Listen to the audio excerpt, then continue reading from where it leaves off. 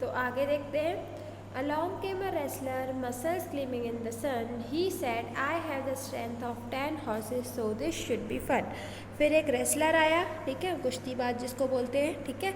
उसकी बॉडी तो जानते ही हैं आप लोग कितनी स्ट्रॉन्ग रहती है, ठीक है। यहाँ पर देखिए बना भी हुआ है, उसकी बहुत स्ट्रॉन्ग बॉडी थी। ये देखिए, ये जो है ना, ये है रेसलर, देखिए इसके मसल्स, ठीक है, इसकी बॉडी कितनी स्ट्रॉन्ग है।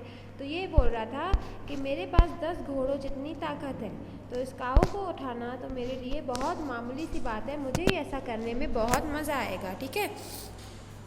फिर So the wrestler, the grocer, the policeman and the milkman pulled and tugged and prayed, but the cow wasn't going anywhere that day. फिर उसके बाद क्या हुआ, रेसलर, ग्रॉसर, पुलिसमैन, मिल्कमैन चारों मिलकर उस काऊ को पुल करने लगे, टक करने लगे, प्रे करने लगे कि तुम उठ जाओ, लेकिन काऊ तो मान ही नहीं रही थी, वो उठने को तैयार ही नहीं थी। Along came an engineer with his fancy degree. He scratched his head and said, "The law of inertia is working here, I see."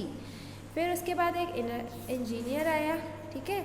Engineer बढ़िया से सूट कोट पहन कर आया, फैंसी डिग्री अपनी लेकर आया, क्योंकि इंजीनियरिंग की डिग्री हाई रहती है, ठीक है, उसकी पढ़ाई बहुत हाई रहती है, वो लेकर आया। उसने स्क्रैच किया अपने हेड को, मतलब अपने हेड को खुजलाया, ठीक है। और उसने कहा कि यहाँ पे लॉ ऑफ इनर्शिया मतलब कि ये काऊ जो है वो रेस्ट कर रही है, तो वो चाहती है अब रेस्ट ही करना, जब तक हम इसे धक्का नहीं देंगे ये काऊ नहीं उठेगी, ठीक है। मुझे ऐसा लगता है कि ये लॉ ऑफ इनर्शिया को फॉलो कर रही है, ठीक है। लॉ ऑफ इनर्शिया में क्या रहता है कि अगर कोई इंसान बैठा है तो वो बैठा ही रहेगा, जब तक हम उसको धक्का नहीं देंगे तो वो इंसान नहीं उठेगा, ठीक है। तो यहाँ पे काऊ भी लॉ ऑफ इनर्शिया को फॉलो कर रही थी। फिर आगे देखते हैं। So the engineer, the wrestler, the grocer, the policeman and milkman pulled and tugged and prayed, but the cow wasn't going anywhere that day. उसके बाद engineer, grocer, wrestler, milkman, policeman सब मिलकर उसको खींचने लगे काऊ को, लेकिन काऊ फिर भी नहीं उठ रही थी। Along came the ice cream man, jingling his cart. Cool down, it can't be too hard. उसके बाद एक आइसक्रीम वाला आया, ठीक है। आइसक्रीम वाला आया, उसके पास एक घंटी थी, उसको घंटी बजाते बजाते आइसक्रीम वाला आया, ठीक है। और उसने कहा कि आराम से, ये इतनी कोई बड़ी बात नहीं है, मैं इसको आराम से हटा सकता हूँ, ठीक है। फिर आगे पढ़ते हैं। So the ice cream man, the engineer, the wrestler, the grocer and the policeman and milkman pulled and tugged and prayed, but the cow wasn't going anywhere. लेकिन आपको आगे पता ही होगा अब क्या हुआ होगा। अब आइसक्रीम वाला भी आ गया, इंजीनियर भी आ गया, रेसलर भी आ गया, ग्रॉसर भी आ गया, पुलिसमैन, मिल्कमैन सब मिलकर काऊ को खींचने लगे, लेकिन फिर भी काऊ जो है वो उठने को तैयार नहीं थी, ठीक है। Along came a cobbler with his leather and all.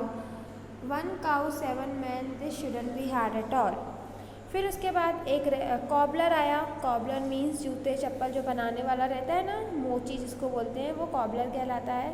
Cobbler आया, उसने कहा कि एक काऊ है और साथ साथ आदमी है, इतना मुश्किल तो नहीं होना चाहिए कि एक काऊ है और साथ साथ आदमी उसको खींच रहे हैं, फिर भी ये काऊ नहीं उठ रही है ना।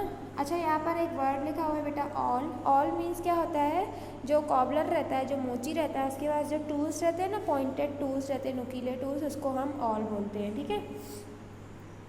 अब उसके बाद क्या हुआ, कॉबलर भी आ गया, तो अब जितने भी आदमी थे, कॉबलर था, इंजीनियर था, रेसलर था, ग्रॉसर, पुलिसमैन, मिल्कमैन सभी मिलकर उस काऊ को पुल करने लगे, लेकिन काऊ फिर भी नहीं उठ रही थी, वो मानने को तैयार ही नहीं थी, ठीक है। इसके आगे की स्टोरी हम नेक्स्ट क्लास में पढ़ेंगे। आप लोग को भी इंटरेस्ट आ रहा होगा ना कि इसके आगे की स्टोरी में आखिर क्या हुआ होगा, काऊ कब उठी होगी, है ना। तो आप लोग नेक्स्ट क्लास का वेट करिए, फिर हम लोग देखते हैं कि आगे क्या होता है।